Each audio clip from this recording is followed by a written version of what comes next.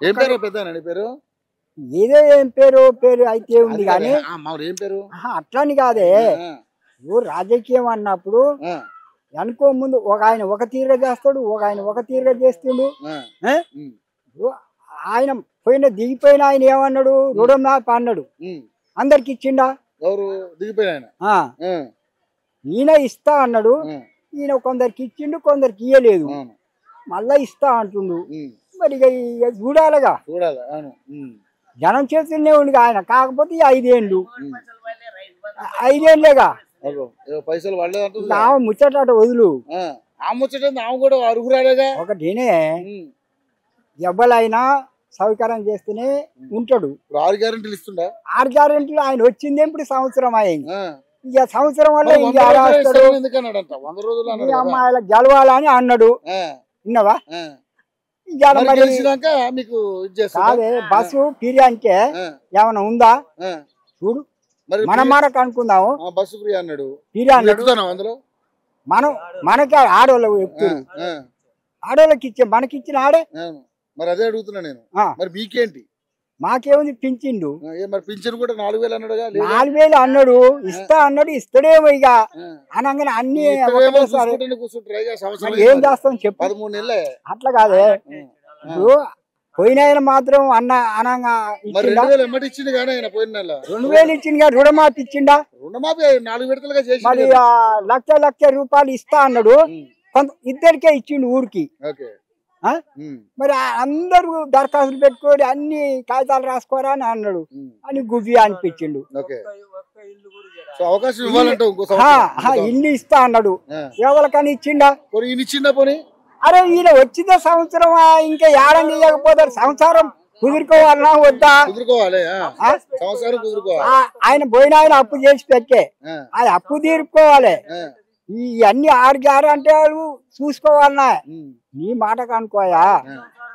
Bus free అంటే ఒక ఏం మంచిదే, మాకేం లేదు.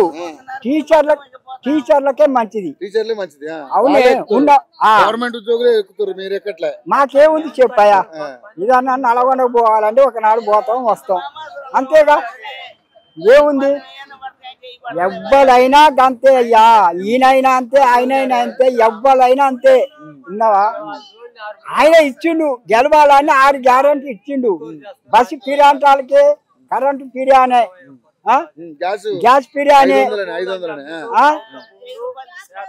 ఇప్పుడు ఒక్కటి ఇప్పుడు 100 ఎకరాలు 600 700 ఎకరాలు ఉన్నోని కూడా రైతు బంధు ఇచ్చిండు పోయిన ఆయన.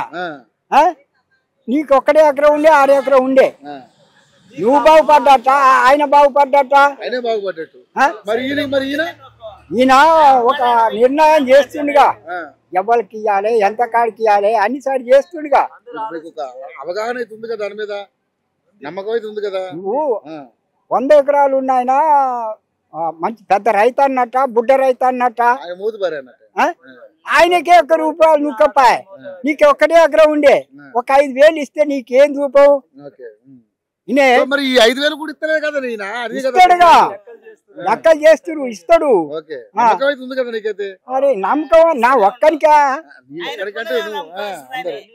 సరే అన్ని మా అన్నయ్య ఆచంగా ఇస్తుంటాడు కానీ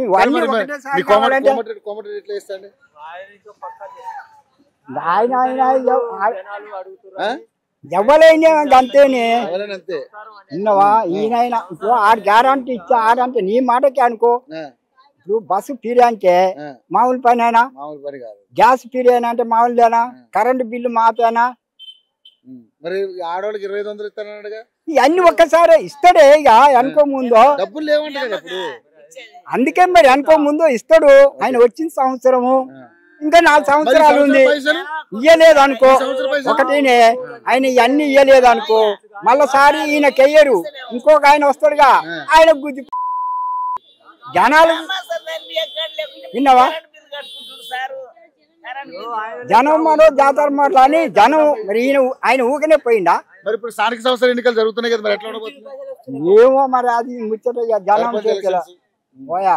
అది మన చేతిలో లేదు, జనాల చేతిలో ఉంది. మన చేతులు బట్టి ఏ పిచ్చేది కాదు.